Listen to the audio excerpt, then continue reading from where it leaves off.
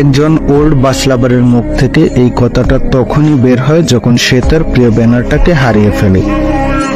যেই Anna ট্রান্সপোর্টের speed দেখে তোমরা হাসছো, একটা সময় ছিল যাকে গতির জন্য সর্বপ্রথম হায়ার করে নিয়ে যাওয়া হতো। যেই অ্যানা ট্রান্সপোর্টের বাউলি দেখে তোমরা হাসছো, খোঁজ নিয়ে দেখো একটা সময় এই অ্যানা ট্রান্সপোর্টকে দেখেই অনেকে বাউলি দেওয়া শিখেছে। যে অ্যানা ট্রান্সপোর্টের বর্তমান অবস্থা দেখে তোমরা তোমাদের ট্যুরমেট বানাতেও লজ্জা পাচ্ছ, খোঁজ নিয়ে দেখো এই অ্যানা ট্রান্সপোর্টে কোনো একটা সময় ওই রুটের রাজা ছিল। যে অ্যানা ট্রান্সপোর্ট তোমাদের ওভারটেক করতে ভয় পাচ্ছে, খোঁজ নিয়ে দেখো একসময় এই অ্যানা যখন ওভারটেক করতো অন্য সবাই তখন বামে ব্রেক করে অ্যানাকে সাইড দিত। আমি জানি আজকের দিনে যারা টিকটক মারানি ড্রাইভার তারা কখনোই ফিল করতে পারবে না বাম্পারে গিয়ে লাইট নিভিয়ে ওভারটেক করার মজাটা কি ছিল। আমি জানি যেসব ওল্ড বাস লাভাররা বাস লাভিং থেকে হারিয়ে গেছে তারা অ্যানা ট্রান্সপোর্টকে আজও ভালোবাসে। এমন হাজারো ওল্ড বাস লাভার আছে যাদের অ্যানা ট্রান্সপোর্টে ছিল বাস লাভিং এ আসার একমাত্র কারণ।